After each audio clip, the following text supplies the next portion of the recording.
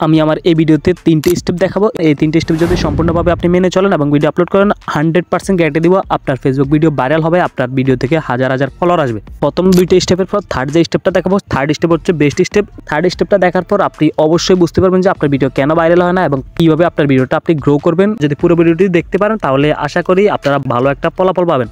তো আপনারা ফার্স্টে যে ফেজের রিচটা বাড়াতে চান সেই ফেজে আপনারা প্রবেশ করবেন। তো ফেসবুক মেইন অ্যাপ্লিকেশন থেকে সেই ফেজটা যখন লগ ইন করে নেবেন, আমার চ্যানেলের নামের অনুসারে আমার এই ফেজটা খোলা আছে। আপনারা এই ফেজে আমি নতুন এই ফেজটা ক্রিয়েট করছি, আপনারা চাইলে আমার এই ফেজে ফলো দিয়ে রাখতে পারেন। তো এই ফেজে আমি কীভাবে ভিডিও আপলোড করি, রিচ আমরা কীভাবে বাড়াবো এবং ভিডিওগুলো কীভাবে পাবলিশ করবো, ভিডিওগুলো কীভাবে মানুষের কাছে নিব। তো সবসময় আপনারা একটা ভুল করে থাকেন যে আপনার ফেজের ভিডিওতে ভিউ আনার জন্য আপনি আপনার ফেজের ভিডিও বারবার দেখেন, ঠিক আছে, বা আপনার এক আইডি, আপনার 2-3টা আইডি আছে, বা আপনার ফোনের আইডি আছে, আপনার ফোনের আপনার নিজের আইডি থেকে আপনি ফেজের ভিডিওগুলো বারবার দেখতে থাকেন, যার কারণে আপনি চান কিছু ভিউ হোক। এই ভুল কাজ কখনো করবেন না, যার কারণে আপনার ফেজের রিচ ডাউন হয়ে যেতে পারে, ভিডিওর রিচ ডাউন হয়ে যেতে পারে, আপনার ভিডিওটা ভাইরাল হওয়ার চান্সই কমে যাবে। ঠিক, আপনার ফেজের এই যে উপরে চলে যান, উপরে যাওয়ার পর নোটিফিকেশনে যখন টাচ করেন, নোটিফিকেশনে যখন টাচ করবেন এখানে দেখবেন যে কেউ আপনার ফেজে কমেন্ট করছে, ভিডিওতে কমেন্টগুলো রিপ্লাই দিতে চান, তখন ভিডিওর উপর যদি একটা টাচ করেন, ধরুন আমরা ভিডিওর উপর একটা টাচ করলাম, ভিডিওর উপর টাচ করার পর আপনাদের এখানে ভিডিওটা কিন্তু অটো প্লে হতে থাকে। তো সব কমেন্টে রিপ্লাই দিবেন, কিন্তু আপনার ভিডিও যদি চলে তাহলে ফেসবুক টিম ভাববে আপনার ভিডিওটা আপনি বারবার প্লে করছেন, যার কারণে ভিডিওর রিচটাকে ডাউন করে দিবে।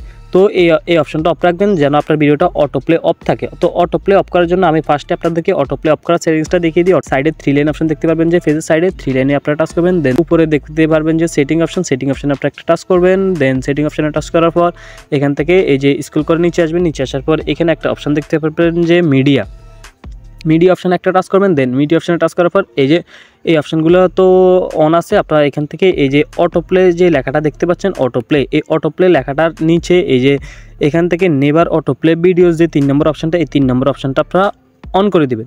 এই 3 নম্বর অপশানে যখন টিক থাকবেন তখন আপনার ভিডিওগুলো অটোমেটিক আর অন হবে না, অটোমেটিক চলবে না।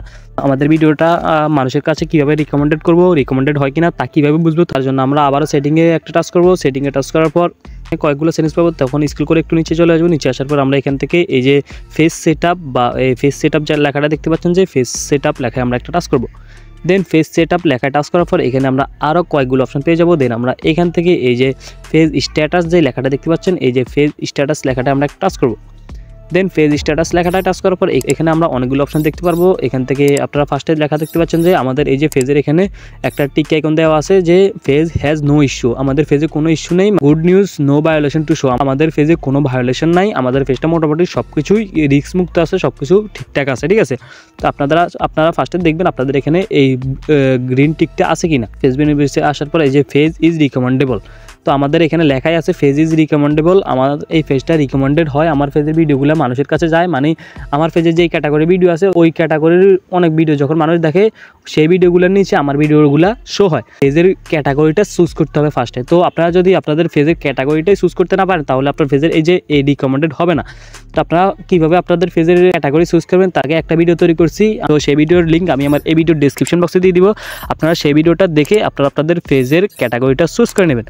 তারপর আপনারা এখান থেকে এই যে এলিজিবল টু মনিটাইজ এখানে যদি টাচ করেন তখন দেখবেন যে আমাদের এই ফেজটা মনিটাইজেশনের জন্য এলিজিবল আছে, মানে আমরা যখন এই যে মনিটাইজেশনের সবগুলো ক্রাইটেরিয়া পূরণ করে ফেলবো তখন আমাদের ফেজটা আমাদেরকে মনিটাইজেশন দিয়ে দিবে। এই সবগুলো তো আমাদের ওকে আছে। এরপর 3 নম্বর যে স্টেপটা আছে, এই 3 নম্বর স্টেপ আমাদের মেইন স্টেপ। এই 3 নম্বর স্টেপটা ফলো করলে আপনার ভিডিওতে হাজার হাজার ভিউ আসবে।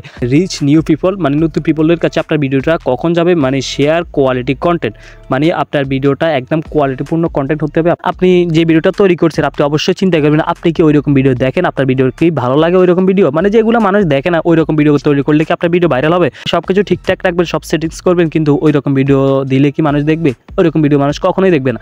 তো আপনি এমন ভিডিও তৈরি করতে হবে যেটা কোয়ালিটি অনেক হাই এবং 4K রেজুলেশন ভিডিও তৈরি করার চেষ্টা করবেন, অন্তত কমপক্ষে 1080p রেজুলেশন যেন থাকে আপনার ভিডিওতে, তাহলে আপনার ভিডিওটা ভাইরাল হওয়ার চান্স থাকবে। ইলিগেল কন্টেন্ট আপনি ছাড়বেন না, যেগুলোর কারণে আপনার ফেজে ভায়োলেশন বা কন্টেন্ট ইস্যু আসতে পারে এবং স্ট্রাইক পর্যন্ত আসতে পারে। তো ওই রকম কোনো কন্টেন্ট আপনি আপলোড করবেন না। 1-2টা কন্টেন্টে যখন স্ট্রাইক চলে আসবে বা কপিরাইট ক্লেম চলে আসবে তাহলে কিন্তু আপনার ফেজের রিচ ডাউন হয়ে যাবে। সব কিছুর জন্য আপনার হয় নিজের হয় যেন কেউ আপনার ভিডিওতে কপিরাইট না দিতে পারে এবং ফেসবুক নিজেও যেন কপিরাইট স্ট্রাইক না দিতে পারে আপনার ভিডিওতে।